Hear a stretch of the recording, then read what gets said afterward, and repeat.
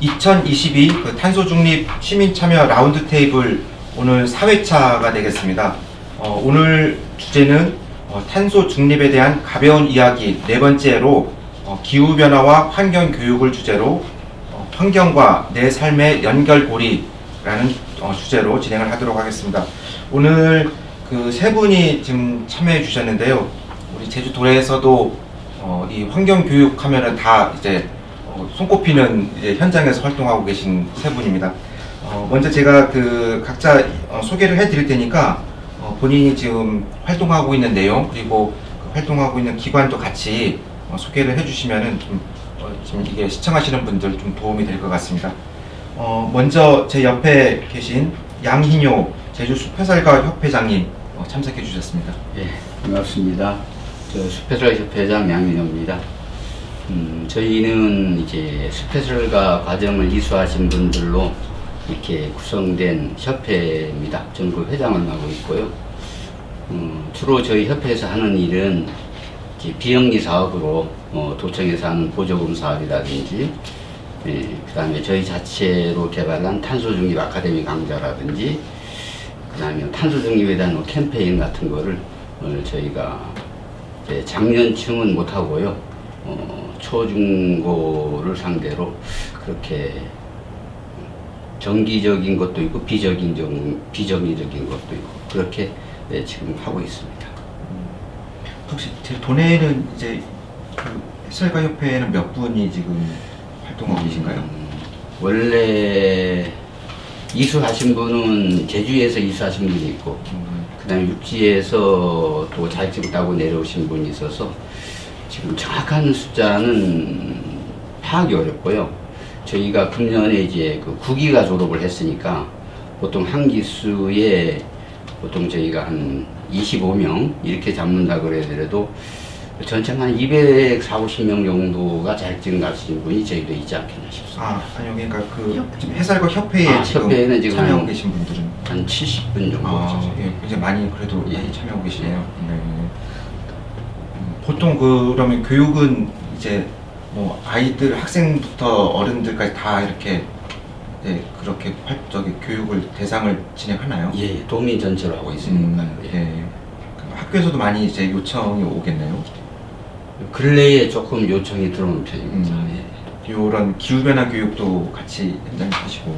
기후변화 교육은 저희가 탄소 중립 쪽으로 많이 네. 이야기를 하고 있고요. 네. 예, 저희가 기후변화 쪽은 아무래도 이제 우리 기후변화 단체들이 많이 있기 때문에 네. 예, 그쪽보다는 저희는 살림에 관한 나무하고 이제 기후변화 쪽 네. 그런 쪽은 지질을 하고 뭐 기후변화, 네. 그 습지하고 뭐 기후변화 이런 분야에서 저희가 애들하고 이야기하고 있습니다. 네, 알겠습니다. 이따가 또 자세한 얘기 더 말씀해 주시고요. 다음은 사단법인 자원생물연구센터의 고평열 대표님 오셨습니다. 네, 반갑습니다. 네. 저는 이제 자원생물연구센터니까요.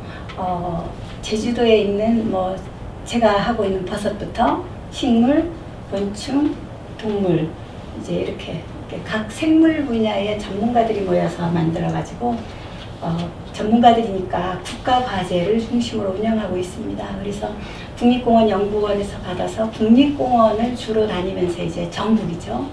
버섯을 조사하고 있고요. 또 동물상도 이제 전국의 대상을 해서 조사 다니고 있습니다. 그리고 이제 그렇게 진행을 하면서 이런 생물을 가지고 환경교육을 하는 분야들을 이제 수행을 하고 있습니다. 그러니까 생물하고 뭐 환경이 그렇게 뚜렷하게 연결될 것 같지 않지만 이 생물상들이 그 소멸되고 자라면서 환경의 변화에 특히 기후의 변화에 얘네들이 어떻게 지금 반응하고 있는지 이런 것들도 중심 눈여겨보고 있고요.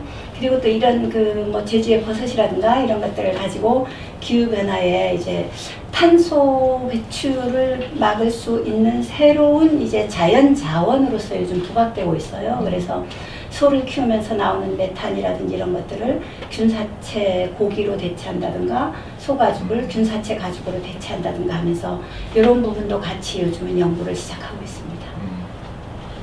균사체가 좀 뭔지 좀 저기 보시는 분들 그렇죠. 잘 모를 것 예, 같아요. 균사체가 들어있죠.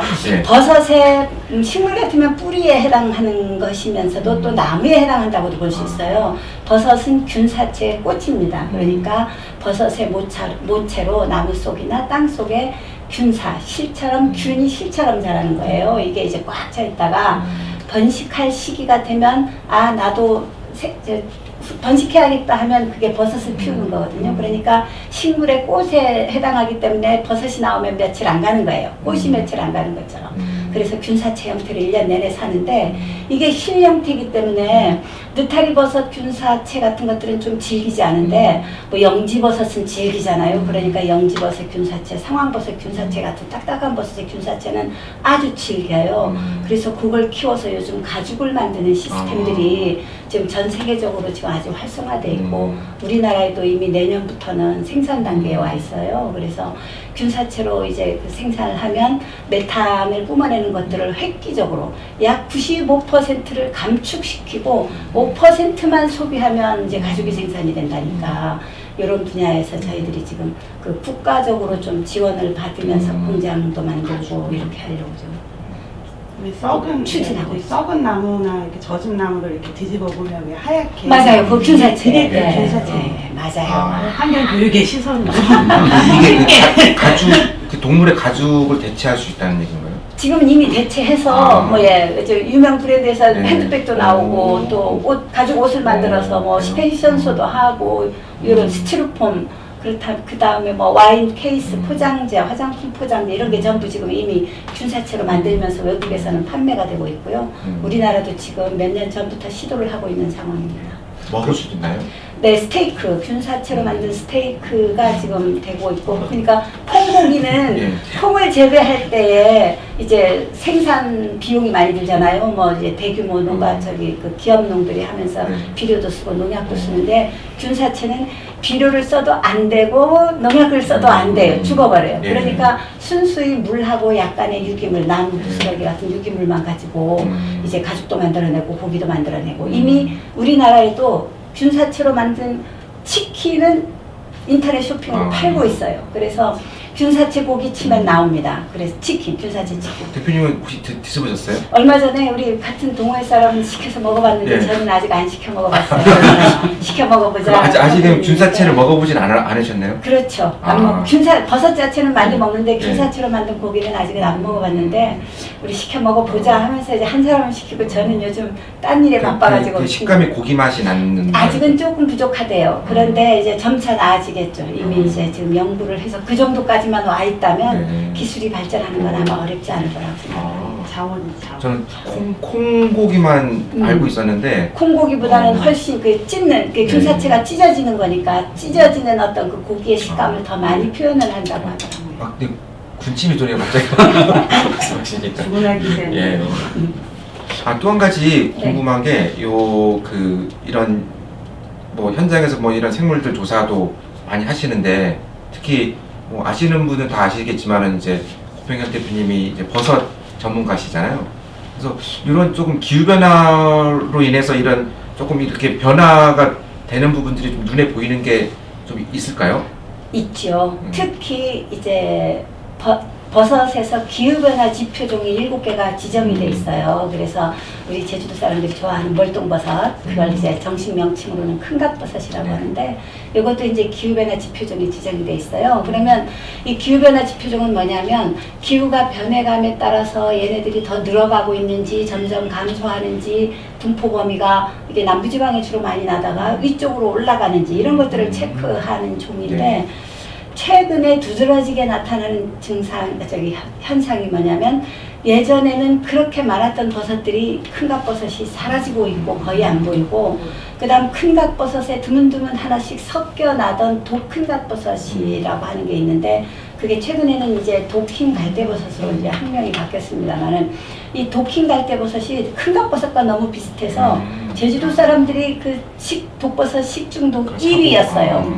그랬는데 요즘은 이제 어떤 식으로 바뀌었냐면 독큰갓버섯이 90%가 나오고 그 중에 하나씩 섞여서 큰갓버섯이 나와요.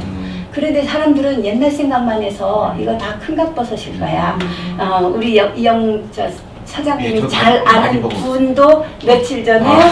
중독이 돼서 저한테 연락이 왔어요. 그래서 아니 이 버섯 친구를 둬서 뭐해? 물어봐서 먹지. 그랬더니 냄새나 맛 모양이 너무 똑같아서 나 자기는 당연히 이제 그거 이제 말똥버섯인 줄 알았어요. 그래서 먹었는데 열이 나요 해서 증상이 나기 시작해야 나한테 전화 오는데 그럼 나가 어쩌라고 이제 와서. 그래서 다음부터 먹을 땐 꼭 물어보고 드세요 이렇게 했는데 병원에 가서 응급실에 가서 닌겔 꽂고 버섯 하나 먹고 16만 원 들었답니다. 그럼 대표님 그 저기 식물 같은 경우는 네. 제주도에서 이렇게 기후 때문에 이게 좀 북쪽으로 올라간다 그러거든요. 네. 혹시 버섯도 제주도에서 있는 것들이 좀 남부지방 쪽으로 올라가나요? 약간 큰 값버섯이 지금 그것들을 이제 체크하고 그 다음에 좀 두드러지게 요즘 나타나는 증상 현상 중에 하나 이제 눈에 띄는 종입니다. 종들. 제가 한 20년 정도 이상 이제 제주도에 있는 버섯들을 보다가 이게 육지 국립공원 조사를 다니면서 전국을 보기 시작한 거는 10년 이내예요. 그래서 제주도의 것만 볼 때는 그걸 잘 몰랐거든요. 그런데 육지 올라가 보니까 육지에 많이 나는 애들과 제주도에 나는 애들이 겹치는 부분도 있지만 겹치지 않는 애들이 많아요. 특히 다발왕송이라고 하는 버섯은 열대성 버섯이어서 다발지고 크기가 이만큼씩 크게 다발져서 이만큼 큰 것들도 나오고 해요. 이게 30도 이상 그 고온기에 나오는 아이들이라 제주도에서도 그 하우스내거나 아니면 톱밥을 쌓아놔서 퇴비를 쌓아놔서 열이 많이 나는 곳에만 어쩌다 발생하던 애들이 지금 그냥 야외에서 나오고 있어요. 그래서 특히 제주도에서는 지금 처음 그냥 꽃자왈 가장자리 같은 뭐 전혀 퇴비가 없는 야외에서 나오기 시작해서 이것도 좀 눈에 띄는 변화다라고 보고 있고 식용 가능하고 뭐 맛있는 버섯이라고 알려져 있으니까 이런 것들을 또 자원화해서 그 콩고기 맛 대신 이게 치킨 만들기 좋은 육질을 갖는 이런 것들이 지금 나오고 있죠. 그래서 저희들이 이제 과제를 농촌진흥청의 과제를 수행하는데 이런 자원들을 찾아서 보내라는 과제를 하고 있어요. 그래서 제주도 전역에 가서 버섯을 채집하고 이것들을 학교에서 이제 실험실에서 균을 분리해서 살려가지고 살아야 그다음 뭐 재배양하면서 키워내고 뭐 재배도 가능하고 실험도 해볼 수 있고 그러니까 살려낸 생물을 국가기관에다가 보내면 거기에서 뭐 가죽을 만들어 보든지 뭐 치킨을 만들어 보든지 이런 시도들을 끊임없이 하고 있습니다. 기후변화 사실 교실에서 이렇게 공부하고 배우는 것보다는 지금 말씀하신 굉장히 재밌거든요. 또 그렇게 보면 현장에서 보면 더 신기하고 그렇잖아요. 그렇죠. 기후변화 교육을 굉장히 조금 정말로 이렇게 현장에서 애들이 이렇게 학생들이나 이제 교육 대상자들이 배우게 되면은 굉장히 쏙쏙 들어올 것 같아요. 그런 그렇죠. 보면서 하면 또 특히 뭐 느타리나 팽이버섯 같은 경우에 아주 그 사람들이 오래 먹어왔던 버섯들은 현장에서 이제 맛보게도 좀 하고 그러면 이제 재배하는 것과 어떤 차이가 있는지 뭐 이런 것들도 좀 보고 이게 환경에서 하고 있는 역할. 그러니까 우리는 먹는 걸로만 인식을 하는데 이 자연 속에서 분해자로서의 역할이라든가 그다음 또 생태계에 어떤 기여하는 부분들, 동물의 먹이 자원이라든가 이런 것들에 대해서 생각할 수 있는 시간을 많이 갖게 됩니다. 네, 알겠습니다. 또 이따가 더 궁금한 거 여쭤보도록 할게요. 너무 많이 한가요? 네. 버섯강이. 자, 그러면은 또 이제 세 번째 우리 제주 사단법인 제주환경교육센터의 최진영 사무국장이셨습니다. 네, 오래 기다렸습니다. 최진영입니다. 저희는 뭐 다 알고는 있지만 그래도 소개를 하면 저희 환경교육센터는 2007년도에 환경운동연합에서 이제 환경교육을 좀 전문화하고 좀 체계화하려고 해서 만들어낸 이제 부설 환경교육 전문기관이고요. 여기 스페셜 협회도 계시지만 저희가 이제 하는 것들을 이제 유아에서 노인까지 저희가 비영리 법인이다 보니까 환경교육 전문으로 교육 프로그램들을 각 대상에 맞춰서 좀 개발하고 운영하는 그런 사업을 하고 있고 그래서 생애 주기별로 유아부터 노인까지 뭐 이렇게 생태 체험, 자연 생태 체험 교육 더하기 뭐 요즘 최근에 뭐 많이 나오고 있는 그 사회환경 교육 사업을 같이 진행을 하고 있고요. 큰 틀에서는 그리고 이제 어쨌든 이런 환경 교육을 많이 하기 위해서는 지도자들이 많이 필요하기 때문에 저희가 이제 숲해설가를 양성하는 양성 과정을 운영을 하고 있고 그리고 학교나 기관으로 이렇게 파견하고 있는 사회환경교육 지도사도 이제 내부적으로 이제 양성을 하면서 약간 환경 교육이 지역사회에서 조금 더 확대되는 그 중간에 어떤 환경 교육 기관이라고 생각을 하시면 좀 쉬울 것 같고, 이제 저는 이제 환경운동연합에서 일을 하다가 이제 교육센터로 와서 한 20년 정도 이런 환경 관련 일을 하고 있는 최진영 국장입니다. 반갑습니다. 그 교육센터 같은 경우 네. 이제 여러 가지 뭐 교육 관련된 부분들을 교육하는데 최근에 이제 좀 그런 기후 변화를 주제로 한 이제 그런 강의라든지 교육 요청들은 어느 정도 되나요? 좀 뭐 많이 좀 뭐 그 문의가 들어오나요? 그러니까 일단 이게 아무래도 최근에 어떤 그 사회환경 교육 영역에서 이제 지금 어쨌든 환경의 주제는 사실 시대에 따라서 좀 변한단 말이에요. 그래서 예전에는 환경 오염이 가장 중요한 환경 교육의 이슈였으면 그 중간에 들어왔을 때는 이제 체험 환경, 환경을 체험해서 자연으로 나가게 하는 이런 교육의 체험의 시대가 있었고, 지금은 이제 위기의 시대이기 때문에 대부분의 어떤 이제 환경부나 자치단체에서 요구하는 이런 교육들도 이제 탄소 중립 교육, 기후변화 교육 이런 교육이 많고, 그거에 따라서 하다 보니까 이제 학교나 기관에서도 그런 주제로 하는 이제 교육 프로그램을 와서 해주기를 바라는 게 확실히 예전에 비해서는 좀 많은 것 같습니다. 예. 그러면은 이제 그러니까 뭐 교육 학교에서도 많이 요청이 들어오는 거죠? 그렇죠. 음. 왜냐하면 이제 교육부는 교육부대로, 산림청은 산림청대로, 환경부는 환경부대로 이거를 각 그 지역에 있는 자치단체들 밑으로 내려보내게 되면 각 단위에서 그 프로그램들을 개발하고 운영을 해야 되는 이제 의무가 생기는 거예요. 그러면 이게 갑자기 탄소 중립 교육을 해주세요 라고 해서 학교에서 이제 환경 교육 담당하시는 분들이 그런 요구를 받았을 때는 저희 같은 이제 교육기관에 문의를 하게 되니까 이제 어떤 교육 프로그램으로 이게 그 직접 짜지는 못하니까 그런 것들을 이제 탄소 중립 교육을 해주세요.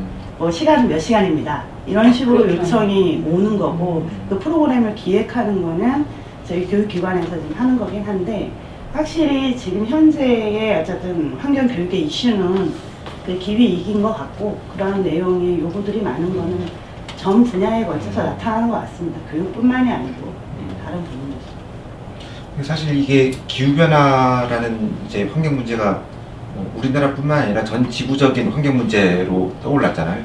그러다 보니까 뭐 우리나라 이렇게 한국의 어떤 그런 그 정부 같은 경우에도 이제 정권이 바뀌면서도 계속 이제 요 기후 변화 관련된 뭐 녹색 성장이라든지 탄소 중립 뭐 이런 얘기들도 이게 또 하나의 그 국가 사업으로도 많이 좀 얘기가 되면서 각 분야별로 이제 그런 사업화되고 하면서 이제 환경부에서도 환경 교육에 대한 이런 좀 뭐 사업들이나 또 지원 사업들도 많아지는 것 같은데 조금 현장에서 뭐 지금 국장님 같은 경우가 가장 많이 좀 체감할 것 같은데, 지금 아까 또 서두에 뭐 이제 그런 환경 교육의 어떤 흐름이나 그런 걸 조금을 말씀을 해주셨는데, 요새 같은 경우는 뭐 이런 생태 교육이나 저 기후 변화 교육 같은 경우 볼 때 어느 정도 이제 그런 뭐 많이 좀 기후 변화 쪽으로가 많이 좀 그 무게 중심이 좀 기울어져 있지는 않을까 보는데. 기후 위기에 대한 탄소 중립의 교육을 이제 하는 것이 그러니까 주요한 그 주제로서 그게 부각되는 건 맞는데, 이게 형식이 사실은 이제 생태 교육이라고 해서 이게 예를 들면 좀 숲배정화 협회도 이제 자연 생태 교육을 하고 있는 기관이지만, 여기서도 이런 기후 변화라든지 이런 것들을 접목시켜서 운영해 주기를 바라는 형태인 거예요. 그래서 그 체험환경 교육 분야가 따로 딱 있고, 그다음에 기후 변화 그게 따로 딱 있는 게 아니라 이것을 어떻게 보면 학교에서도 지금 통합 그 환경 교육을 하고 있기 때문에 융합 교육으로 해서 이것을 이렇게 뭉쳐서, 다만 주제가 탄소 기후위기라든지 탄소 중립이 최소한 어느 정도는 반영되어야만 한다라는 게 좀 깔려 있는 거죠. 그래서 실제로 교육 현장에서 이제 교육기관이나 이런 데에서는 이것을 어떻게 구현하는가가 좀 고민이 되는 거예요. 사실은 예전에 이런 것들은 교육하는 이 단체에서도 매해마다 이렇게 시기가 바뀔 때마다 이거 되게 많이 고민해서 과도기를 거쳐서 자리를 잡는다고 보거든요. 그래서 처음에 아까 얘기했던 그 환경 오염이 중요할 때는 사실 환경 교육을 하고 있는 그 20, 30대만 해도 환경 교육이 막 오염된 물에 물고기 집어넣어가지고 이제 죽나 안 죽나 이런 거 보는 식의 그런 충격 요법처럼 교육을 했었는데, 이게 되게 인간적인 이런 것으로 바뀌면서 그 과도기가 있는데, 제가 봤을 때는 뭐 코로나 시국도 있었지만 이제 작년 올해가 이런 태풍도 있고, 그러니까 재난 문제, 그다음 기후변화 위기 문제가 있어서 이런 것들이 지금 자리를 잡아가고 있는 과도기인 상황인 것 같아요. 그래서 사실은 환경부나 교육부나 여기에서도 사실은 탄소 중립 교육이 뭐야? 이렇게 물어보면 담당자들도 잘 이제 이해를 잘 못하고, 뭐 탄소 중립하고 넷제로는 같은 거야? 뭐 이런 것도 잘 이해를 못하는 상황인데, 지금 그래서 교육 그 일선에 있는 교육하는 뭐 모든 제주 지역도 마찬가지지만 되게 많이 고민하고 있죠.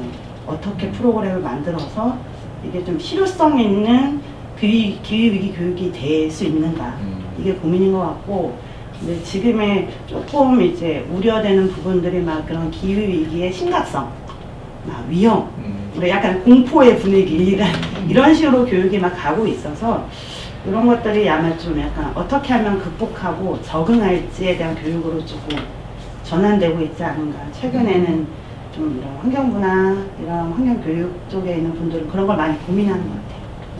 뭐 지금 회장님 같은 경우에도 지금 요그 숲의쌀과 아까 협회에서도 이제 탄소 중립 관련된 교육을 하신다고 하셨잖아요. 그러니까 좀 서두에도 조금 언급을 해주셨는데, 그 탄소 중립과 이제 숲과 연계해 가지고 하는 좀 하나의 뭐 사례라든지 교육 뭐 어떤 형식으로 하는지 조금 소개를 해줄 수 있어요? 이 탄소 중립이 맨 처음 나왔을 때 이야기가 뭐 많이 거론이 됐을 때 저희가 이렇게 환경을 하시는 분이나 어디 이렇게 가면은 거의 전기 자동차 쪽으로만 이제 전력 사용량, 그러니까 재생에너지를 사용해야 된다.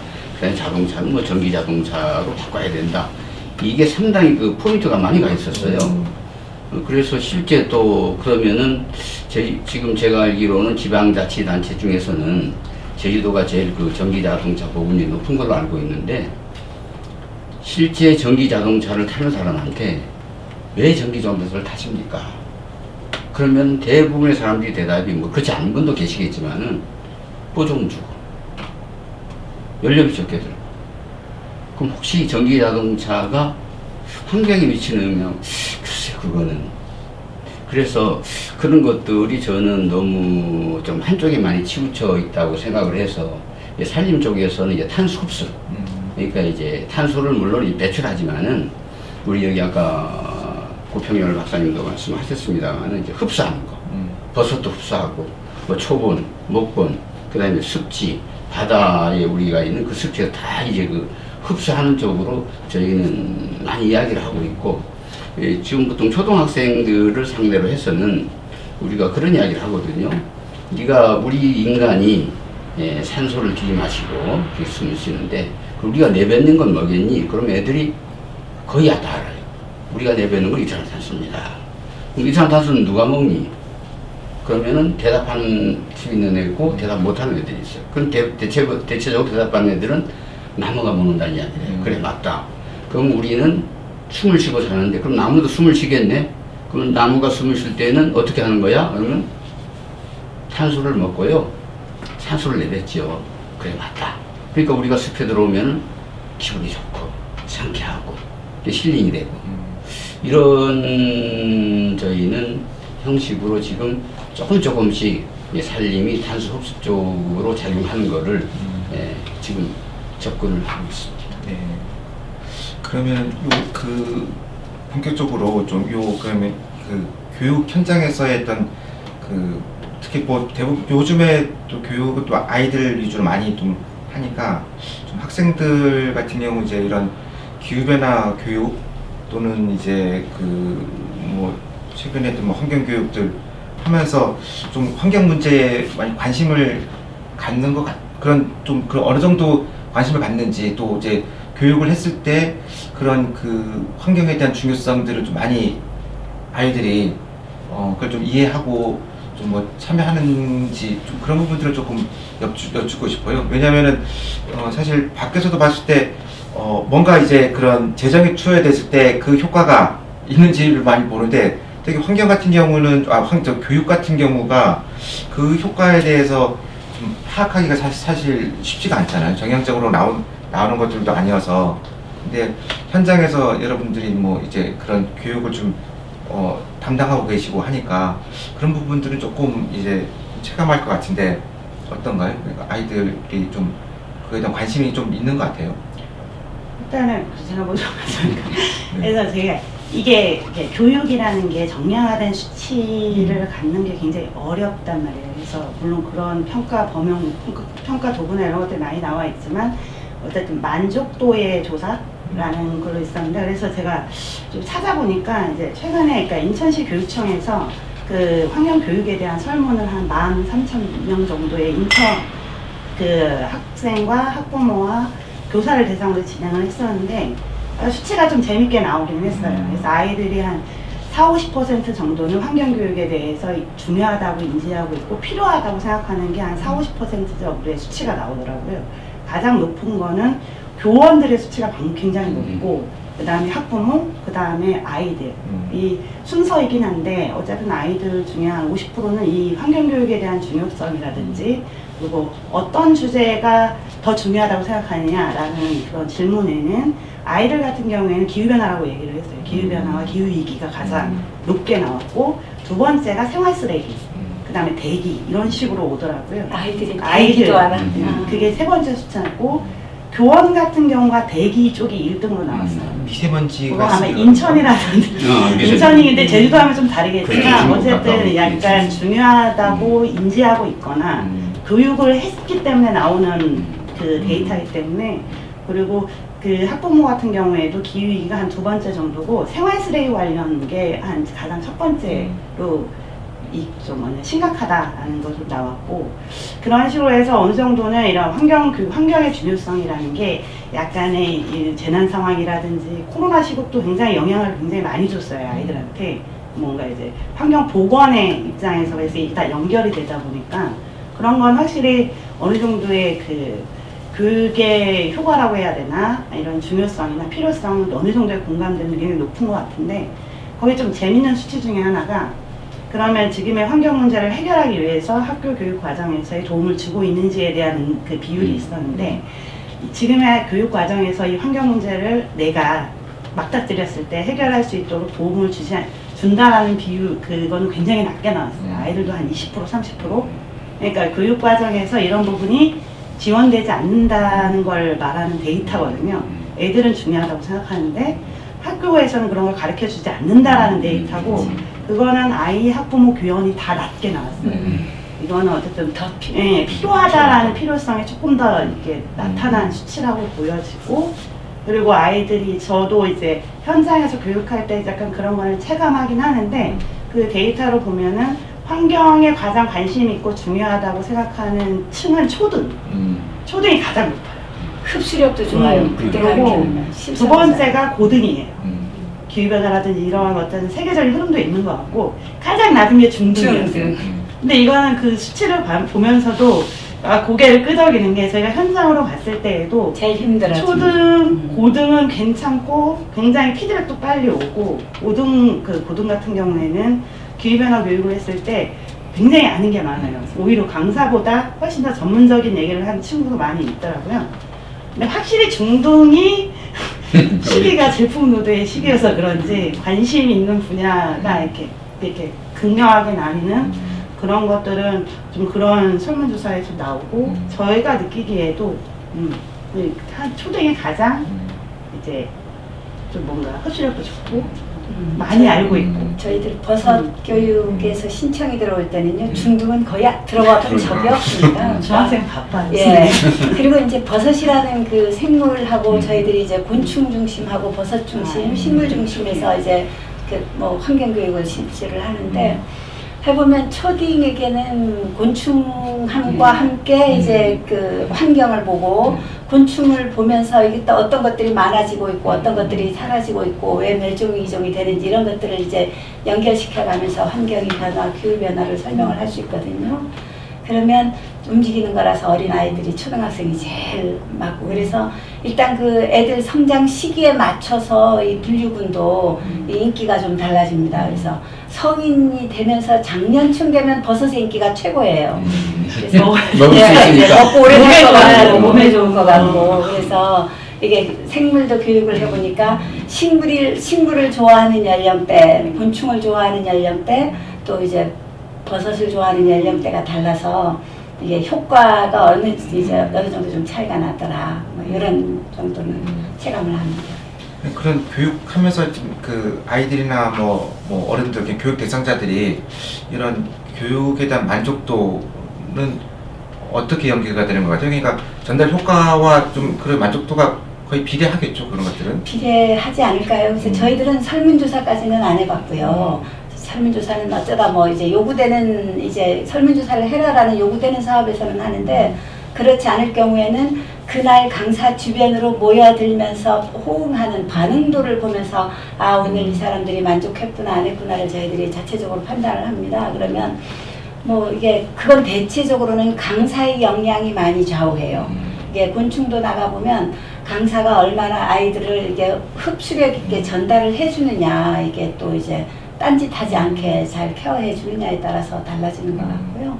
그 다음 좀 딱딱하고 재미없게 풀어가면 이제 관심도가 떨어지고, 그래서 이거는 이제 강사의 역량도 좀 많이 작용을 한다, 그렇게 볼 수 있습니다. 어떻게 보면은 이제 아까 그 최진영 국장님이 그 좀 통계에서 나온 내용 중에 그 학교 환경교육 같은 경우는 좀 이제 뭐 필요성이라든지 아니면은 좀 그거에 대한 좀 뭐 학생들의 만족도 조금 떨어지는 반면에 요 밖에서 그냥 야외 현장에서 하는 부분들은 어쨌든 뭐 그거에 대한 좀 그러니까 어떻게 보면 직접적으로 그걸 보면서 이제 교육을 하고 체험을 하면서 하는 거기 때문에 그만큼의 뭐 교육 전달 효과도 높고 또 그에 따른 또 만족도 또 높지 않을까 보는데, 인상 깊은 체험을 하면요, 한 번으로 평생 갑니다. 현장 체험은. 근데 글은요, 애가 반복적으로 읽어서 그걸 자기 머리에 넣어도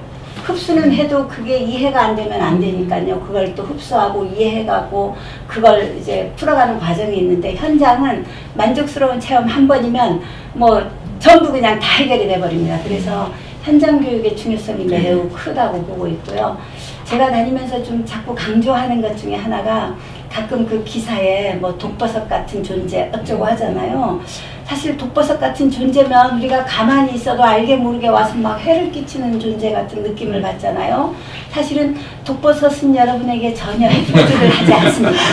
그러니까 가만히 있는 존재예요. 다만 인간 왜 먹어 그걸. 그런데 그런 걸 한 번에 와서 이렇게 현장에서 보면서 말하면 바로 이해가 오는데, 언론에서 뭐 독버섯 같은 존재가 어쩌고 뭐가 어쩌고 하면 일단 독버섯은 나빠라고 인식을 하는데, 그 독버섯은 화가 나는 일일 거고요. 그 다음에 이제 그렇죠. 뭐 국회에서 막 일을 안 하고 막 그럴 때 왜 식물국회라고 하잖아요. 밭에 가서 검지를 우연파에서 매여 보면요, 일주일 전에 검지를 맸는데 일주일 지나서 보면 맸던 거 같지도 않게 이만큼 올라와요. 식물이 얼마나 역동적이에요. 말이 없을 뿐이지 얼마나 역동적으로 일하는데요. 근데 국회의원들은 말만 하지 역동적으로 일을 안 해요. 철새도 있잖아, 철새. 그렇죠. 그래서 이런 것들을 애들에게 현장에 와서 어른도 마찬가지예요. 바로 웃으시잖아요. 바로 공감을 하고, 이런 환경교육은 정말 일하면 끝납니다. 네. 저희도 그게 아주 공감합니다. 왜냐하면 요번에 이제 이제 구상나무에 대해서 현장을 이제 도시 기후 온난화가 이렇게 와서 우리나라에서 그래도 가장 그 구상나무 군락지가 잘 돼 있다는 한라산에서 이렇게 구상나무가 고사를 한다고 그러는데, 고사된 현장을 보여줘서 학생들한테. 그러니까 애들이 실감하는 거예요. 아, 이렇게 해서 기후가 따뜻해졌기 때문에 이들이 갈 데가 없어. 그래서 이렇게 자라지도 못하고 죽어가고 있는 그 현실을 봤을 때, 아까 말씀드린 대로 책에서 아무리 배운 거 하고 현장에 직접 와서 체험한 거 하고, 단 이제 좀 아쉬운 거는 지금 고등학생들인데, 뭐 초등학생이나 중학생이 이제 우리가 말하는 윗세오름, 그 만세동산 그런 데까지 영실로 올라와서 이제 어리목으로 내리는데, 그게 과연 잘 할 수 있을까 하는 걱정은 되지만은 아마 그 교육 효과는 아주 좋습니다. 현장에서. 네, 그러니까 이게 좀 그 학교에서 하는 환경교육과 이제 그 사회환경교육들을 좀 연계하고 좀 섞여가면서 방식들도 하고 하면서 하는 게 조금 지금의 이제 아이들한테 교육 효과도 좀 높일 수 있고 또 지금 오늘 우리 주제인 좀 기후변화에 어떤 교육 효과도 좀 그런 방식으로 좀 프로그램을 개발하고 갈 그러니까 필요는 이게 있을 것 같아요. 사실 교육에 있어서는 예를 들면 들은 거 30, 본 거 50, 체험한 거 70. 아이들이 그런 네. 데이터가 있고, 물론 체험하는 게 가장 좋은 효과가 있는 거는 이미 다 인지하고 있었는데, 이게 굉장히 우리에게 좀 다른 사고를 하게 된 게 코로나 때문이었단 말이에요. 그러니까 코로나 때문에 학교든 환경교육에서 현장으로 나가는 게 봉쇄되었을 때, 이것에 대해서 이거를 그럼 어떤 식으로 교육을 해야 될 것이냐 라는 게 이제 교육하고 있는 단체나 기관에서 굉장히 고민이 되었었어요.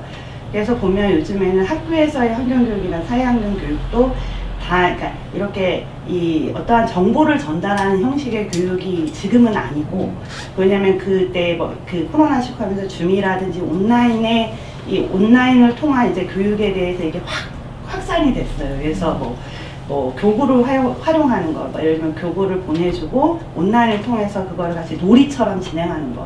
우리가 현장에 나갈 수는 없지만, 실내에 있지만, 그리고 만날 수는 없지만 온라인을 통해서라도 이런 식의 약간 교육이, 환경교육이 조금씩 좀 그 변화하고 있다고 이런 생각이 좀 많이 들고, 그리고 교육도 예전에는 지금 현재 이제 학교나 기관으로 가는 교육 중에는 그 기관에서도 그냥 와서 교육을 하는 형태의 교육을 원하지 않아요. 그래서 보면 학교에서도 예를 들면 초등에 뭐 코딩하고 연계된 환경교육, 그래서 자기가 환경교육 프로그램에 어떤 가상의 현실을 만들어 놓고서 그걸 프로그램으로 만들어서 해결하는 방식이라든지, 그러니까 이 체험이라는 게 현장에서 직접 눈으로 보는 자연 체험의 영역에서 보는 효과가 가장 높다고 하면, 그거를 그렇게 될 수 없는 상황에 저희가 처해 봤었잖아요. 그러니까 그 다음에서 나오는 것들은 그런 식으로 현장은 아니지만 이 문제를 해결하기 위해서 아이들이 직접 하게끔 하는 그 실내 교육으로 지금 좀 바뀌고 있는 것 같아요. 전환되고 있고, 그래서 어떤 방법이 더 좋은가, 이게 코로나 때문에 굉장히 우리가 힘들었는데 이걸 통해서 좀 다른 영역의 세계를 좀 확장되는 것은 분명히 있는 것 같아요. 사실 그러니까 우리가 그 환경 교육의 목적도 뭐 일정한 그런 정보 전달도 있지만은 그 환경의 문제를 이제 스스로 이제 해결하고 그걸 바꿔나가기 위한 주체로서의 어떤 역할들을 하기 위해서 그 지금 대상자들한테 이제 교육을 한다고 보여지거든요. 그래서 그런 부분들을 본다면은 우리가 단순히 이제 흥미 위주에만 머물 게 아니라 그런 문제 해결을 할 수 있는 그런 역량들도 좀 키워줘야 된다고 보는데, 뭐 교육 현장에서 뭐 많이 교육을 했었으니까 특히 뭐 이렇게 뭐 강조하시는 부분들, 어떤 게 교육하면서 뭐 학생들이나 아니면은 그 교육 대상자들한테 좀 특별히 좀 강조하는 부분들이 있나요? 이 환경을 저희가 이렇게 어떤 기후 위기를 벗어나려 그러면은 일단 불편해야 된다. 그러니까 지금 뭐 더우면은 뭐 아무리 지구가 뭐 뜨거워지고 뭐 붉어진다 그러더라도 에어컨 틀면 되고. 그러나 이제 환경이라는 거, 우리가 기후 위기를 안 겪으려 그러면 우리가 불편해야 된다. 그 불편한 걸 우리가 감수하자. 그게 저희는 제일 먼저 강조하는 거거든요. 불편할 수밖에 없다. 저는 또 이런 이야기를 합니다. 제가 이제 제주도를 돌아다녀 보면 제주도에 있는 공중 화장실에 티슈가 없는 데가 없어요. 이 종이 티슈가 다 있습니다. 그러면은 참 편하거든요. 손수건 안 갖고 다니면 돼요. 다 씻고 난 다음에 그걸 다 닦으면 됩니다. 그러나 그런 것도 저는 불편해야 돼요. 그걸 다 없애버려야 된다고 생각합니다. 불편하면은 손 씻고 난 다음에 손을 닦아야 되잖아요. 그럼 손수건 갖고 다닐 거 아니겠습니까? 그런 불편함을 일단 감수할 수 있는 자세를 일단 애들한테 좀 시간이 걸리지만은 심어줘야 될 것 같습니다. 우리가 너무 편하게만 살았잖아요. 또 그거 싫어하지 않을까요? 싫어하지만은 우리가 그거는 감내하고 가야 될. 싫어하는 문제들도 그 환경에서 보면 또 이제 이런 것들도 있어요.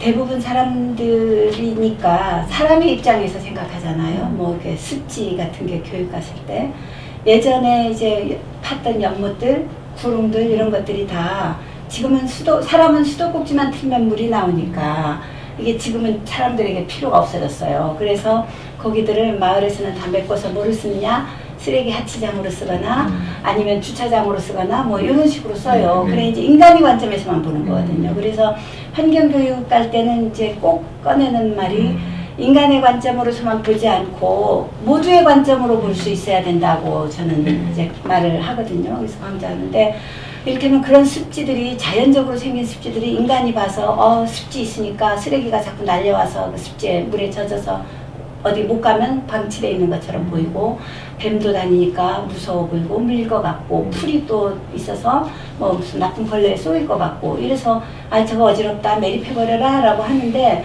사실 그 물에 의지해서 살아가는 소동물들 대형 동물들이 엄청 많아요. 노루도 와서 물을 먹어야 되고요. 그 물이 있어야 맹꽁이가 와서 산란을 하고 개구리가 와서 살고 그 개구리를 뱀이 먹고 뱀이 또 생태계 조절을 해요. 어떤 그 전문가가 말하기를 개구리가 1년에 3,000개의 알을 낳는데요, 한 마리가. 그러면 100마리가 나오면 어마어마하게 많잖아요. 그러니까 2개만 부화하면 되는데, 암수해서. 근데 3,000개가 부화를 하면 그 개구리가 먹어제끼는 곤충 양을 생각해 보세요. 그러면 그 많은 곤충들이 다 일시에 사라지면 그 곤충들이 수정해야 될 식물을 생각을 해보세요. 그러면 식물이 수정이 안 되면 그 식물을 먹어야 되는 사람이나 동물들의 문제가 생기는 거죠. 그래서 모든 생태계는 다 서로 상호 연결이 돼 있기 때문에 인간의 시점만으로는 봐서 안 되고 이 모든 그 생태계 내에서 조화로움을 이루어야 되는데 저 아까 그 말씀하시는 약간의 불편함 또 약간의 어떤 그 저기 견딤, 인내 이런 것들을 다른 생물을 위해서 같이 살아줘야 되는 얘기들을 생태계에서 특히 현장에서 할 수 있죠. 그래서 실내에서 하는 교육과 현장 교육의 차이점이라고 하면 직접 현장에 가서 보면서 느낄 수가 있으니까 훨씬 전달력이 좀 더 강할 수밖에 없다라고 보고 있습니다. 네, 그러네요. 그러니까 인간도 어떤 생태계의 일원이기 때문에 그렇죠.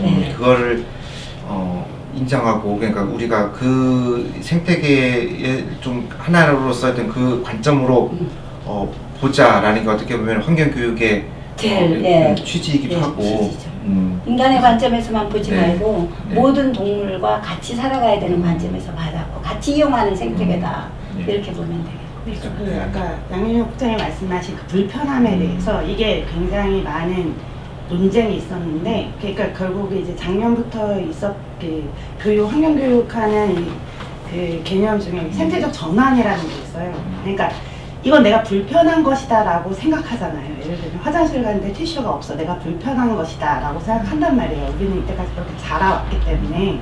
근데 이게 당연한 것으로 바뀌어야 된다는 이 개념이거든요. 아이들을 지금 어린아이들을 교육할 때부터 이게 기후위기에 대응하기 위해서는 지금까지의 삶의 방식이 총체적으로 바꿔야만 가능하다라는 거죠. 그래서 비싼 차를 타고 좋은 옷을 입고 이런 게 내가 잘 사는 거잖아요. 지금 현재 세상에서는. 근데 이런 식으로 계속 아이들을 교육하면 이 기후위기 시대의 미래는 없다라는 거예요. 그래서 이게 비싼 차를 타고 좋은 옷을 입고 매일매일 새로운 가방을 메는 건 부끄러운 것이다라는 거죠. 이 지구의 개념에서 봤을 때 아까 고평 선생님 말한 얘기와 양민선 국장님 말한 얘기가 같이 녹아있는 얘기라고 생각을 해요. 그래서 이런 식으로 생태적 전환을 이루지 않으면 지금 기후위기 이 지금의 이 문제를 해결할 방법은 없다는 거예요. 지금처럼 똑같이 사람들이 쓰고 마시고 뭐 소비하고 그리고 비싼 게 더 좋고 이런 식으로 해버리면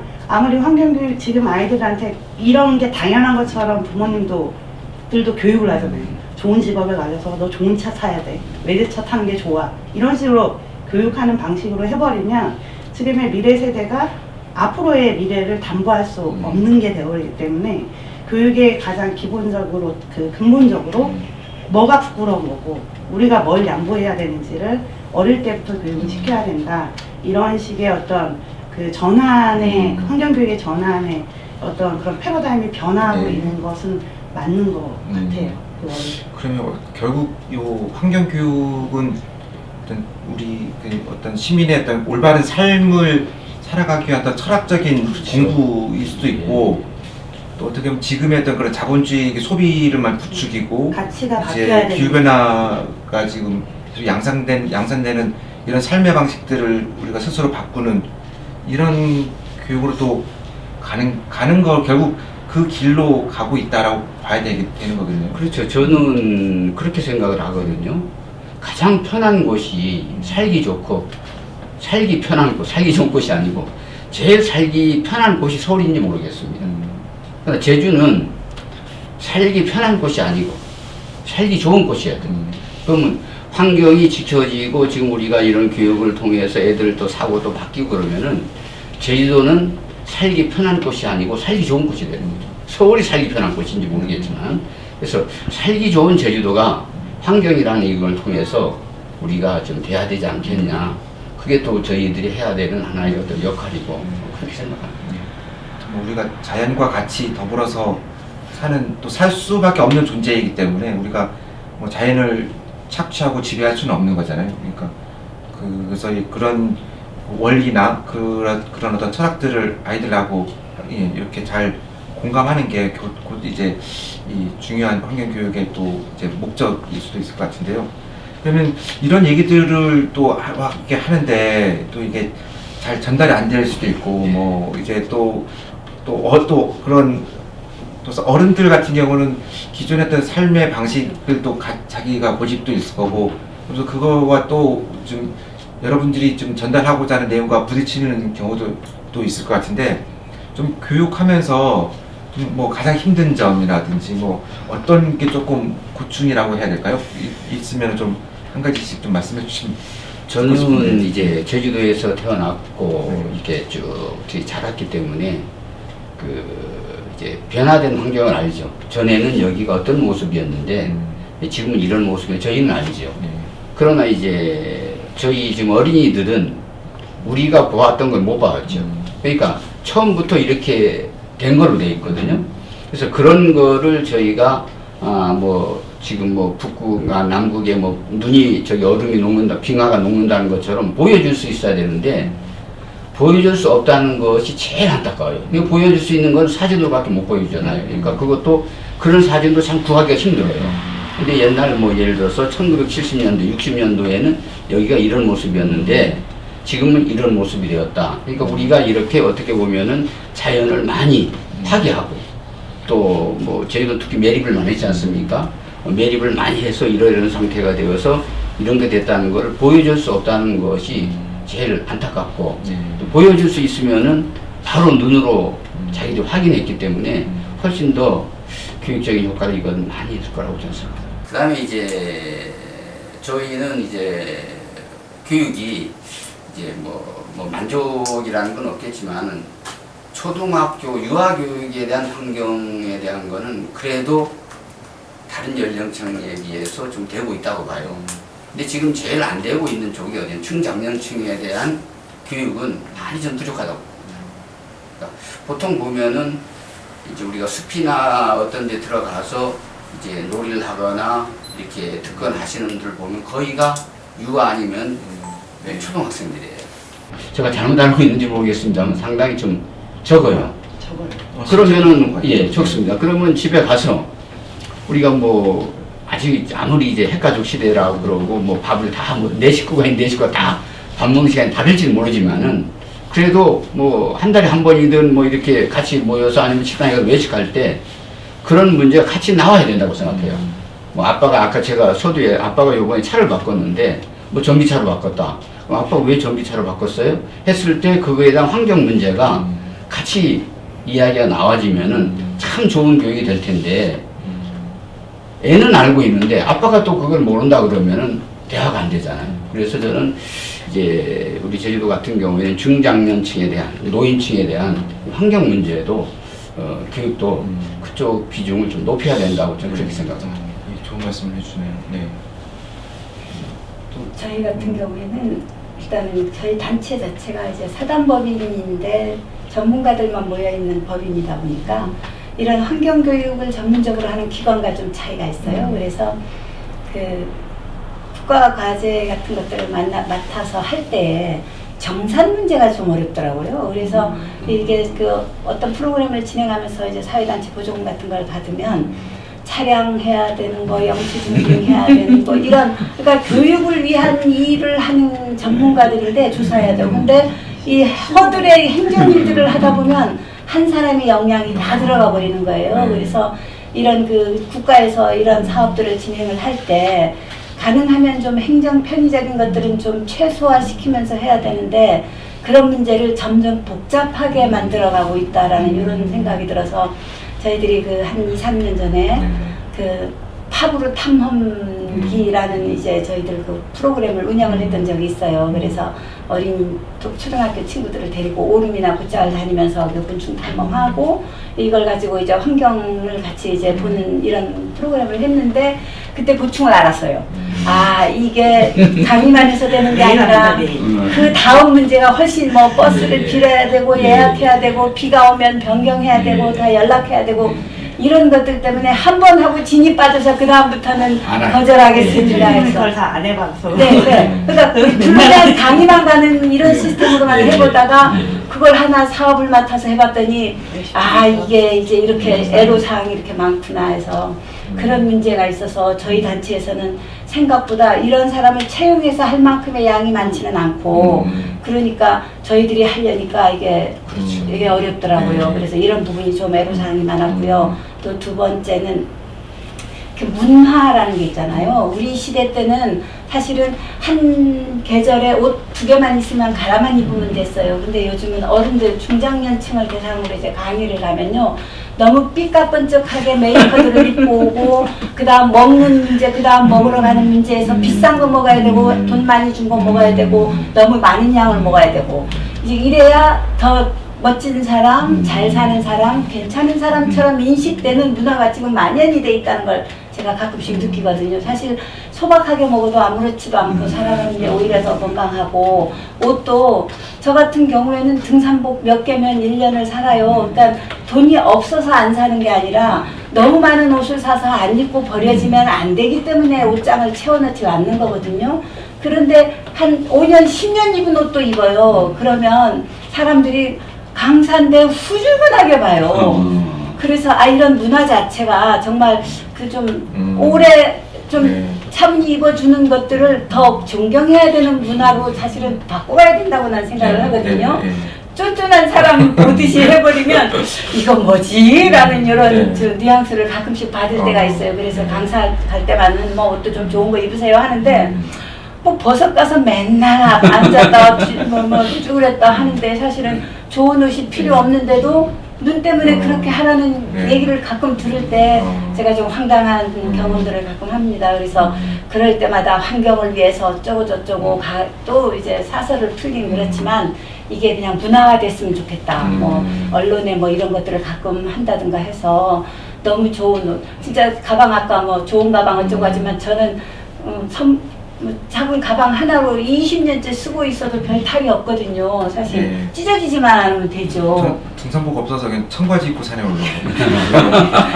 그러니까 상관없어요. 어쩌다 가시니까 저희들은 산에 다니는 게 직업이니까 이제 등산복은 있지만 거의 찢어질 때까지 있거든요. 무릎 이만큼씩 나와도 입어요. 그래서 버리기가 아까워서 이제 입는데 이제 어떤 사람들은 보면 그런 말들을 가끔 저에게 해주는 경우가 있어요. 강의 갈 때만큼은 이제 이렇게 입으세요 하는데 이런 시선과 내가 보는 시선이 이렇게 다르구나. 그래서 그런 이제 이질감을 좀 느낄 때가 있습니다. 그래서 이런 문화들을 조금씩 바꿔가는 우리 교육도 좀 필요하지 않을까 이렇게 생각합니다. 조금 이제 우리가 지금 그 대표님 말씀하신 대로 이제 편한 생활이잖아요. 그게 그러니까 일회용이 참 많지 않습니까? 그냥 뭐 쓰고 버리고 그게 너무 일회용 문화에 이제 젖어 있다 보니까 이제 조금 이제 일회용을 줄이자 해서 이제 조금 시작은 되는 것 같습니다만은 이게 상당히 빨라져야 된다고 생각해요. 이게 완전히 우리가 참 스며들고 이게 스며든 것이 배어 나오고 이게 표현이 되려고 그러면은 몇십 년이 걸릴 거거든요. 그러면 그때는 이미 늦어요. 그러니까 빨리 이 속도를 일회용을 없애는 사용하지 못하게 하는 이 속도를 훨씬 더 빠르게. 그래서 요즘은 그런 것들은 지금 아주 많이 지금 타이트하게 진행을 해서 진행을 딱 텀블러 들고 다녀라 뭐 해라 자꾸 얘기를 하는데도 일단은 그래도 요즘은 많이 문화가 그쪽 문화는 좀 바뀌었어요. 저는 현장에 많이 다니다 보니까 텀블러 많이 가지고 다니시고 산에 갈 때도 종이컵 막 이렇게 가지고 다니다가 다 컵들 가지고 다니시고 이런 쪽까지는 되는데 이제 대접을 하면 아주 비싼 거 많이 먹어야 되는데 음식이 꼭 남아야 예의 같은 것들 이런 것들 좀 문화가 아직은 그건 정서상 뭐 옛날에 못 먹었던 문화 때문에 그런지 모르겠지만 먹을 만큼만 먹을 수 있는 집을 가는 이런 문화라든지 또 너무 빨리 옷을 바꿔 입지 않고 좀 오래 왜 골동품은 좋다고 하면서 왜 오래된 것을 싫다고 한단 말이에요. 유행이 지났다고 뭐 이런 것들 그럼에도 불구하고 어떤 그런 것들을 몸소 실천하는 사람들을 바라보는 눈이 좀 무시하는 눈으로 보지 말고 약간 괜찮다라는 눈으로 바라볼 수 있는 문화 그것도 결국은 교육에서 찾아볼 수 있다라고 생각을 합니다. 저는 요즘에 그러니까 이게 환경교육 전문기관이다 보니까 그러니까 최근에 2022년도 그 개정 교육과정에 아까 말씀드렸던 생태적 전환 과정이라는 말이 빠졌어요. 아까 말씀드렸던 매일 똑같은 옷을 입고 나는 뭐 10년 된 자동차를 몰고 뭐 나는 오래된 뭐 가방을 메고 있는 것이 더 멋진 삶이다라는 것들을 교육하는 게 이제 생태 전환 교육이고 그런 것들을 굉장히 많이 환경교육 단체에서 요구해서 그런 개념으로 하면서 환경교육을 좀 끌어나가려고 했는데 이제 정부 차원에서 그런 개념이 빠지고 뭐 민주시민교육이나 이런 것도 빠지고 이런 정책들이 지금 진행이 되고 있거든요.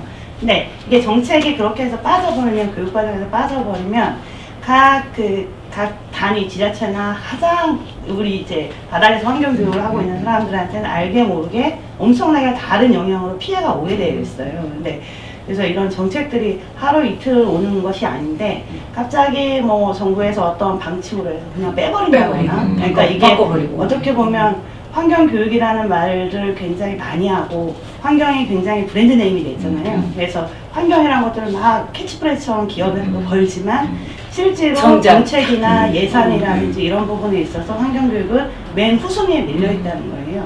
이런 부분들이 이게 중요성이 어떻게 보면 이제 아이들이나 이제 국민들이나 뭐 시민들이 가는 속도, 뭐 텀블러를 사용하거나 이런 속도보다 정책이 너무 늦다는 거예요.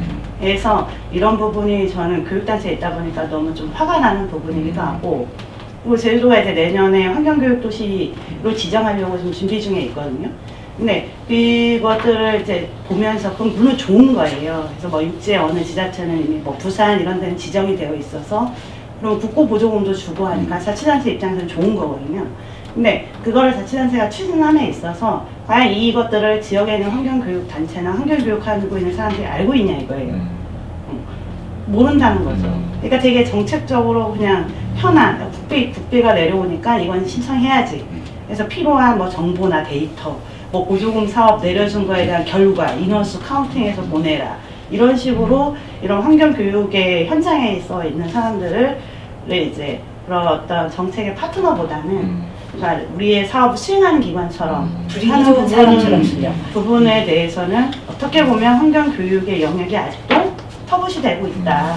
다만 필요할 때, 그리고 우리 환경교육 도시야 제주는 이런 거 지정할 때 이런 식으로만 이거를 쓴다는 거죠. 근데 이게 지역에서 이런 식으로 계속 하면은 지역의 환경교육이 좀 확대되거나 발전하는데 굉장히 어렵단 말이에요. 그래서 그런 이름이나 정책이나 이런 것보다는 굉장히 아까 말씀하신 것처럼 굉장히 실질적인 환경교육이 밑에서부터 일어날 수 있는 이런 제도를 먼저 만들어서 그게 모여야만 진짜 그 외국에 있는 유명한 환경도시처럼 제주도가 충분히 그렇게 될 수가 있거든요.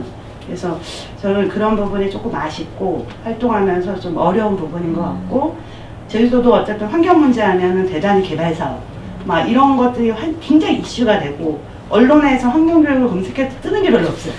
그러니까 어떻게 보면 제주도도 환경에 있어서는 수려한 자연환경을 가지고 있지만 이 환경교육은 조금 밀려져 있다라는 느낌을 받아서 저는 이런 환경운동의 영역에서 환경교육이 하나의 중요한 분야로서 자리 잡고 좀 이렇게 확대되어야 좀 좋지 않을까라는 생각을 하고 있어요.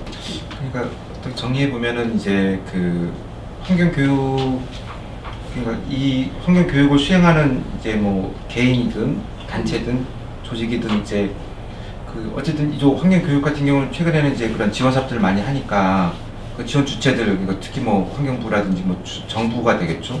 여기서는 너무 그러니까 그런 그 예산에 대한 이제 증빙 과정을 또 하다 보니까 행정 업무들이 많이 좀 부담이 네, 되기도 네, 하고, 맞아요. 그리고 또 예산도 사실 이건 또 어떻게 보면 또 이제 전체적인 국가 예산 과정에서 이제 환경 예산이 적다 보니까 또 교육 예산 또 그 중에서 또 소외되는 게 또 교육 예산이 또 제일 마지막에 편성되면서 또 쥐꼬리만큼 적기도 하고, 요만큼. 네, 그런 부분들도 있고, 또 뭐 교육 과정이나 이제 그런 그 과제도 수행에 있어서도 사실 이제 이제 수행 주체들의 자율성이라든지 그런 뭐 계획들을 좀 존중하기보다는 이제 성과 위주로만 많이 좀 하고 하다 보니까 이제 어떻게 보면은 그 투여하는 에너지에 비해서 이제 효과는 사실 좀 많이 떨어지는 이런 부분들도 좀 발생할 수밖에 보이거든요. 또 하나 아까 회장님 말씀하셨던 것처럼 대상에 있어서도 너무 그 학생들 위주로만 하다 보니까 정작 이제 중장년에 대한 이제 환경 교육들은 좀 이제 약화되거나 좀 소홀해지는 부분들도 분명 그것도 좀 분명히 좀 문제라고 보여지는데, 그래서 좀 그런 얘기들을 조금 나눴으면 좋겠는데, 앞으로 환경부나 이제 지자체 그리고 이제 뭐 교육청도 마찬 학교 환경 교육 포함해가지고 이런 환경 교육을 이제 진행해야 되는 좀 주요 주체들이 좀 앞으로 어떤 정책들을 해야 되고 좀 어떻게 좀 개선 바꿔야 될지 이런 부분들에 대해서 제가 좀 말씀드리고 싶은데요. 요새는 이제 그 숲지사협회 자격증을 따려는 연령이 전에보다 많이 젊어지고 있더라고요. 젊어지고 있고, 그 젊어진 이유가 뭐 정확히 뭐 제가 통계 조사를 안 해보니까 모르겠지만 두 가지 유형입니다. 하나는 정말 그 환경에 관심이 있어서 자기 사비를 지금 110만 원이죠. 네. 예, 110만 원 자기 사비를 내고 6개월 이제 과정을 거쳐서 이제 숲해설가 자격증을 딴단 말입니다.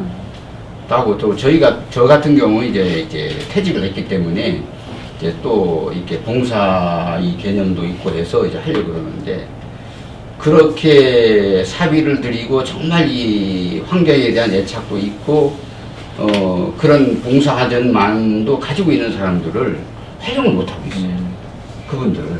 그분들을 참 활용을 하면은 뭐 어떤 고액의 경제적인 기대를 갖는 것도 아니고 조금 어떤 정도에 하면은 그렇게 봉사할 마음을 다 가지고 있는데, 그냥 그 환경이라고 하면은 제가 이런 말씀 드려도 될지 모르겠습니다. 이 관공서에서는 조금 골치 아파해요.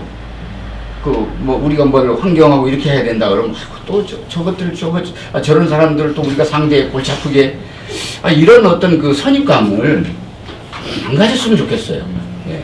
저희도 충분히 제주도가 살기 좋고 발전하고 하기를 바라는 사람이지 무슨 뭐 전혀 제주도가 발전 안 되기를 바라는 건 아니거든요. 그러니까 서로가 어떤 합리적인 어떤 그 절충점에서 우리가 일을 하는 것이지 무조건 뭐 제주도가 뭐 하는 거에 대해서 반대하는 건 아니기 때문에, 그렇게 그 6개월 동안 정말 그 열심히 공부하고 연구하고 하는 그 고인력들을 지금 뭐 거의 절반이 전혀 그거하고는 상관없는 일들을 지금 하고 있거든요. 그럴 때 저는 정말 그 회장님 능력이 모자라서 그런지 모르겠습니다만 정말 안타깝습니다. 예. 저 같은 경우에는요, 이쪽 강의보다는 어린 성인 대상 교육이 훨씬 많습니다. 그러니까 제게 주로 올해가 들어오는 데들이 인재개발원이라든가 뭐 이게 마이스터 대학이라든가 이런, 그래서 저는 아마 한 80%가 성인 대상 교육이라고 보시면 돼요. 해설사 물론 과정도 그렇고. 그래서 아까 어린이 쪽으로 너무 편중됐다라고 하는 건 아마 선생님께서 활동하시는 영역들이 그쪽이 많아서 아마 그렇게 생각을 하시는 거고, 저 같은 경우에는 어른들을 대상으로 하는 경우가 한 80% 정도 된다. 그래서 저는 성인용이에요. 빨간 딱지. 대표님 거의 독점하는 거 아닙니까? 경쟁자가 없잖아요. 예. 그래도 이제 인기가 좀 시들하고 있습니다. 이제 나이가 들어가니까. 그런데 그래서 이제 그 어떤 기관에서 이걸 추진하느냐에 따라서 아무래도 어린이 환경학교라든가 이런 환경단체에서는 학생들에게 아마 집중해서 청소년 학생들에게 집중해서 교육을 해오셨어서 아마 그런 거고, 나름 또 이게 각 지역마다 이게 어른을 대상으로 하는 데들도 좀 많아요. 그래서 프로그램 자체가 조금 달라지더라고요. 가서 뭐 소소하게 보는 것보다 큰 그림으로 보면서 제주 뭐 지질이라든지 뭐 환경 이런 쪽으로 크게 보면서 어른들이 많이 하고요. 그 다음에 해설사처럼 전문적인 공부를 하고 싶은 사람도 있는 반면 뭐 이제 뭐 무슨 환경대학이라 이런 데처럼 뭐 인맥을 쌓으려면서 오면서 환경공부도 하는 사람들도 있고, 인재개발원처럼 이제 공고가 잘 나가서 그런 것들을 얼른 보면서 오는 사람들도 있고 해서 사실은 어느 정도의 시계추는 지금 뭐 돈 예산이 적어서 뭐 활발하진 않지만 그래도 어느 정도의 시계추는 나름대로 구석구석에서 맞아가고 있지 않을까. 네. 저는 이제 그렇게도 생각을 합니다. 어떻게 보세요? 네. 자, 그건 뭐냐면 이게 그러니까 사실은 이제 환경부도 이제 생애주기에 따른 환경교육, 산림청도 생애주기에 따른 산림복지 그렇지. 서비스라고 네. 바뀌고 있는 이유는 기존에 어린이 유아 대상 교육이 많았기 때문이에요. 네. 사실은. 지금 어른들이 왜냐하면 많아서. 거기가 가장 단시간에 맞아요. 정량적인 평가가 빨리 나오고 데이터가 이제 성과가 확 나오기 때문에 그런 것도 있고, 그리고 이제 중장년층은 사실은 어떻게 보면 먹고 살기 힘들었던 세에서 환경이 웬 말이냐 이런 세대라서 약간의 가치 충돌이 조금 있는 것도 맞는 것 같습니다. 근데 아직 그래도 여전히 그 아동이나 이 교육의 그게 훨씬 빈도가 많아요. 사실. 그리고 학부모들도 중고등학교가 되면 아이를 환경교육을 시키지 않아요. 초중학교 때 마음껏 시키고 중고등학교 때는 공부해야 되거든요. 그런 분명히 수요가 그렇다 보니 프로그램도 거기에 맞춰서 짜이는 게 분명히 있는 거는 맞는데, 다만 이제 말씀하신 것처럼 대상에 따른 교육의 그 분야가 분화되고 있는 건 맞는 것 같습니다. 그래서 성인 대상이지만 사실은 양적으로 봤을 때는 아이들이 많겠지만 질이나 분화되는 그런 속도는 성인 쪽이 더 잘게 쪼개지고 있다고 보여져요. 교육이 어떻게 보면 복지 서비스처럼 같이 가고 있어서 더 다양해진 건 맞는 것 같습니다. 그래서 저는 이게 어쨌든 이게 조금 더 확대되려면 사실 제주도에서 좀 가장 아까 질문하셨던 거는 이제 뭐가 더 필요할까 이런 거였잖아요. 그러니까 저는 이게 그러니까 교육청, 제도로 치면 교육청, 도, 환경교육기관, 그 다음에 각 이제 뭐 시나 뭐 이렇게 관계기관, 또 공사도 있겠지만 좀 약간 역할들이 조금 더 이렇게 소통을 좀 더 많아졌으면 좋을 것 같습니다. 그래서 교육부, 교육청에서 아이들에 대한 환경교육에 대해서 많이 하잖아요, 초중고. 그러면 도에서는 초중고보다는 성인이나 이쪽에 다른 교육이나 이런 데 좀 더 방점을 줄 필요는 있다고 생각을 해요. 그래서 그렇게 되려면 서로 이렇게 소통이라든지 네트워크라든지 이런 협의 과정이 좀 필요한데, 사실 그런 것들이 이제 행정기관에서는 좀 잘 안 되는 부분이 있죠. 아무래도 행정이라는 게 그러니까 주어진 일을 하다 보니, 그러니까 그래서 결과론적으로 보면 아동이 더 많은 거예요. 도에서도 아동을 많이 하고 교육청에서도 아동을 많이 해버리고 하니까 그런 부분들을 좀 이렇게 소통을 해서 이제 좀 이렇게 역할들을 나눠서 정말 제주 지역에서 필요한 환경교육 자원이 뭐고 환경교육 대상을 어떻게 나눠서 필요한 교육을 서비스할 거냐, 이런 것들은 좀 이렇게 공론화된, 어떻게 보면 이런 라운드 테이블을 그분들이 앉아야 돼요. 그래서 얘기를 했어야 되는 건데 아쉽고, 그러네요. 네, 그분들 그거에 관심이 없어가지고, 예, 예. 네, 그런 내용이 좀 있고, 아까 말씀하신 거에 좀 덧붙이자면 사실 제주도에 이제 환경교육 자원이 풍부하기 때문에 사실 수폐결과라든지 뭐 자연환경 해설사라든지 이런 성인들 환경에 관심이 있어서 공부하고 싶은 사람들이 이주해 오는 인구가 굉장히 많단 말이에요. 근데 어떻게 보면 이런 게 인적 자원인데, 이 인적 자원을 이렇게 활용하고 있는 아까 말했던 그런 소통 구조가 없다 보니 각자 따로 이렇게 해서 더 이상 어떻게 나아갈 보면 방법을 못 찾아. 좋은 인력들이 놀고 있는 셈인 거죠. 그래서 그런 부분들도 그런 소통 구조나 이런 게 이 라운드 테이블이 만들어지면 이런 것들도 이제 정책적으로 협의할 수 있는 부분이 많고, 그러니까 결론적으로 이렇게 되려면 정책 결정자나 이 환경교육에 있는 그 행정 관계에 붙여 있는 분들이 관심을 가져줘야 돼요.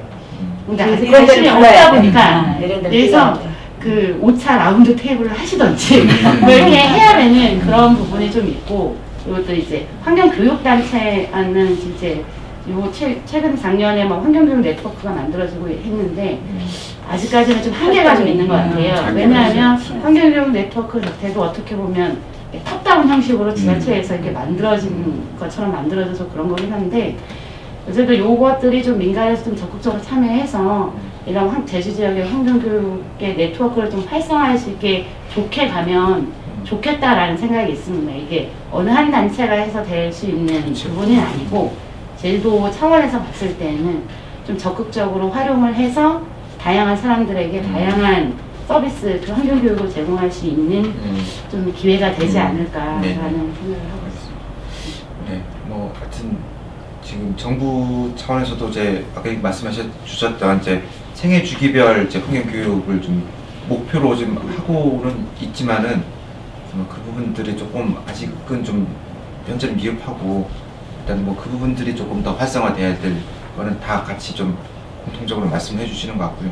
또 한 가지는 이제 이런 뭐 이렇게 해설사라든지 뭐 이런 교육자들을 많이 이렇게 양성을 하는데 그런 부분에 대해서 활용도가 많이 떨어지는 부분들. 특히나 제주도 같은 경우는 또 환경에 대한 이제 이런 뭐 가치나 또 이제 그런 환경적인 그런 뭐 제주의 어떤 그런 뭐 그러니까 생태적인 부분들을 많이 강조를 하고 있잖아요. 그래서 그런 환경 교육의 그런 장들을 많이 만들려면은 당연히 뭐 그런 그 교육받은 이제 해설사라든지 이런 양성자들을 활용하는 부분들도 필요하니까 그런 일자리 측면에서 일자리를 늘리는 측면에서도 좀 필요하다라고 좀 생각이 듭니다. 그래서 그 부분도 좀 말씀해 주신 것 같고 제가 끝으로 오늘 시간이 좀 어느 정도 다 된 것 같거든요. 그래서 아까 그 최진영 국장님이 좀 잠깐 말씀해 주셨는데 우리 작년에 우리 제주 지역의 또 환경교육 네트워크가 이제 대표님도 참여하고 계신가요? 이쪽에? 네. 그래서 우리 아까 앞전에는 이제 제도권에 있는 교육과 관련해서 말씀해 주셨으니까 우리 시민사회 진영에서의 어떤 진행되고 있는 환경교육 네트워크 제주 지역에서 이런 부분들이 좀 강화되고 잘 이제 효과적으로 이제 활동을 하기 위해서는 어떻게 좀 했으면 좋겠는지 그런 얘기와 더불어서 좀 마무리 말씀을 좀 같이 좀 돌아가면서 좀 한마디씩 해주시면 좋을 것 같습니다. 제주도가 이제 환경 자원도 굉장히 많고 해서 다양한 환경 단체들이 꽤 많아요. 분야 여기 지금 전문가 그룹, 그다음에 해설가 그룹, 저희 같이 비영리 단체 그룹, 그다음에 뭐 민간 파트너십 하는 기관도 굉장히 많고 그래서 그리고 또 굉장히 일을 많이 합니다. 그 인력과 예산 대비에 거의 몇 배의 일을 수행하고 있기도 하죠. 제주라는 이런 한정된 공간이 있어서.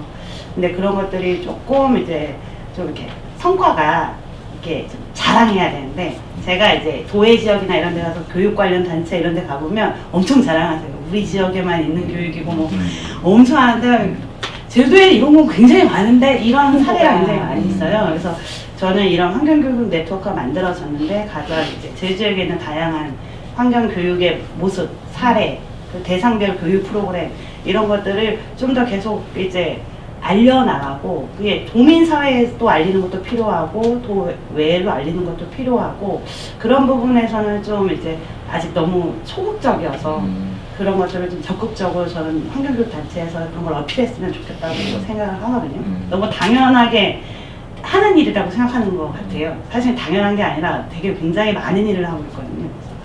그런 부분도 있고 한데 어떻게 보면 이 환경교육 네트워크를 만드는 것 자체가 이제 태생 자체가 도에서 좀 주도해서 만들어진 한계가 있어요. 그래서 이게 자율적이게 되지 못하는 부분이 분명히 있어서 지금 네트워크가 생각보다 그렇게 제가 판단하기에는 활발하게 돌아가고 있다고 생각하지는 않는데 아직 2년 차니까 저는 이게 여기 두 분도 계시지만 좀 적극적으로 우리가 이거를 활용할 필요가 있다. 우리가 우선 선제적으로 이렇게 해서 압박을 해야 된다.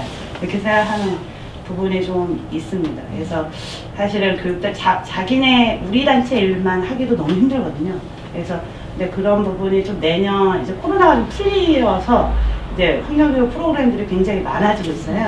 그래서 이런 부분에 있어서 저희가 제주 환경교육센터다 보니까 저희는 이제 내년이나 이런 좀 보면서 각 환경교육 단체와 이제 콘소시엄이나 연결하거나 이런 그 중간 기관으로서의 사업을 조금 구상을 좀 하고 있습니다. 그래서 아무도 안 해주더라고요. 그래서 결국은 우리가 해야겠다. 그래서 그런 식의 이제 파트너십 사업들을 좀 활발하게 할 필요가 있겠다. 그런 것들을 좀 구상하고 있고 그런 게 많이 활성화되면 좋겠다. 제가 뭘 제안 드릴 수 있습니다. 내년에. 예. 같이 언제- 하시죠. 이렇게 예. 하면 이제 같이 하는 거죠. 저희는 언제라도 불러만 주시면 저희는 뭐 가겠습니다. 저희들은 제안을 해주시면 좋겠어요. 네. 왜냐면 이게 버섯만 보고 곤충만 보고 뭐 식물만 보고 음. 해서 딱 연구 과제에 쫓기면서 살고 있거든요. 그래서 뭐 조사 갔다 오면 정리하고 보고서 내고 이게 1년에 매일 사이클로 돌아가다 보니까 환경교육 쪽은 아무래도 의뢰가 들어오는 것만 하고 우리가 적극적으로 우리 단체에서는 네. 찾아서 환경교육 프로그램을 운영하지는 못하다 보니까 이게 뭔가 환경교육 네트워크에 적극적으로 참여할 만한 거리를 못 찾겠어요. 회의할 때 나와 앉아라 하는 것밖에. 그래서 사실은 조금 찔리고 뭔가 나도 좀 할 게 있으면 돕고 싶다는 생각을 하고 있긴 한데 저희들은 이제 좀 그런 좀 단체 네. 이게 특수성이 좀 있는 좀 단체다 생각을 하고 있어서 이게 네트워크가 잘 되면 전문적으로 만약에 이제 이쪽 분야에 뭐 강의가 있으면 프로그램이 있으면 뭐 연결해주고 이렇게 하면서 뭐 할 일도 좀 역할을 주면 네, 아니, 그러니까 꼭 주는 건 아니어도 네. 뭔가 이런 거 있을 것 같은데 하면 저는 무는 건 잘 묻니다. 그러니까 네, 지금은 그 물거리를 못 찾고 있어요. 그래서 좀 눈치만 보고 있으니까 이게 가끔씩 이렇게 던져만 주시면 힌트만 주시면 저도 열심히 참여하면서 이제 아마 할 수 있을 겁니다. 그러려고. 또 뭐 하시고 싶은 얘기? 아니요, 없어요. 예, 제가 무슨 금년에 이제 탄소중립위원회 위원으로 들어갔었습니다. 제가. 네. 그런데 이제 금년 7월에 이제 그 제주개발원이 탄소중립센터로 지정이 됐거든요. 그러면은 이제 우리 이제 제주도의 이제 환경교육 네트워크 사업을 이제 저희가 이제 작년에 출범을 시켰는데 이 또 이제 탄소중립센터라고 이제 또 생겼어요. 거기도 뭐 독립단체에서 이제 예산 받아가지고 하는 건데, 이 단체가 뭐 생긴 것이 나쁘다는 이야기가 아니고, 이게 많이 그런 그 어떤 국가에서 지원을 받는 그것이 통합이 안 되면은, 이게 또, 이게 뭐라 그래야 되나, 좀 혼선이 올 수 있지 않겠냐. 제가 알기로 탄소중립센터는 1년에 예산이 4억으로 알고 있거든요. 이제 도비 2억, 국비 2억. 금년 같은 경우에는 하반기이기 때문에 이제 2억만. 도에서 1억 내놓고, 이제 국비에서 1억 하고. 이렇게 큰 단체들이 있는데, 거기는 조례 근거에서 만드는데, 그게 전국의 그건 저기 성격이 활동 내용이 다 다른 걸로 알고 있는데. 정확히 모르겠습니다. 예. 그러니까 제가 그런 단체들이 생기기는 생기는데, 그런 것이 같이 이렇게 협조가 돼서 네트워크에 들어올 수 있으면은 같이 들어와서 역량도 확대시키고 또 이렇게 서로 협조할 건 협조하고 그렇게 하면은 더 빨리 저희가 이렇게 활성화되어 있고 또 더 기여하는 부분도 많지 않겠느냐. 자꾸 이렇게 분산이 돼버리면은 점점점 그 힘은 좀 미약해지고 또 신호 효과도 덜 나오지 않겠냐. 그런 생각입니다. 네. 우리 이제 최진 국장님 우리 저 환경연합 우리 그 네트워크의 이제 공동 대표시거든요. 네. 제가 아니라 저희 그러니까, 사장님. 예. 저는 그냥 신부자예요. 교육센터가 네. 교육센터 부장님이 있어요. 공동 대표입니다. 이사장 교수님. 예. 공동 대표이기 때문에 여기 거기 이제 상임 대표님하고 또 공동 대표님 두 분 계시기 때문에 그런 것들도 같이 이렇게 뭐 어떻게 제가 표현하긴 좀 같이 협조하는 거니까 그렇게 해서 하면은 더 발전할 수 있지 않겠나 생각을 합니다.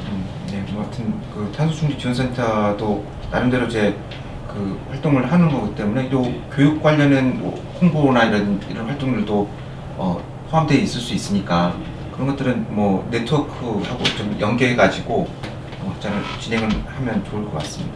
여러분들 어떻게 보셨습니까? 우리 이제 오늘은 기후변화와 교육을 주제로 해서 지금 진행을 했는데 사실 교육이라는 거는 우리 모든 시민들이 이제 그 중요성은 다 알 겁니다. 교육의 가치 또 모든 분야에서 어떤 교육의 필요성, 특히나 최근 전 지구적인 이제 환경 위기로 부각되고 있는 기후 변화와 대응 관련해서도 이제 환경 교육, 그리고 특히 이제 기후 변화 교육에 대한 필요성, 그리고 그 부분에 대한 뭐 이제 시민사회 그리고 제도권에서도 많은 노력들을 지금 하고 있는데, 이런 부분들이 좀 실제화되고 또 뭐 이제 학생들, 우리 시민들한테도 그 효과가 제대로 좀 반영이 돼서 좀 이 기후 변화에 대응하는 좀 일조할 수 있는 이런 좀 역량을 좀 갖추고 좀 이제 효과도 나타날 수 있는 좀 기회가 됐으면 하는 바람입니다. 그래서 그 일선에서 지금 활동하고 계신 분들 모시고 오늘 얘기 나눠봤습니다. 오늘 좋은 얘기들 감사드립니다. 수고하셨습니다. 네. 그러면 오늘 그 제주특별자치도 지속가능 발전 협의회가 준비한 이제 탄소 중립 시민 참여 라운드 테이블 네 번째 시간을 여기서 마치도록 하겠습니다. 네, 고맙습니다. 네, 수고하셨습니다. 감사합니다.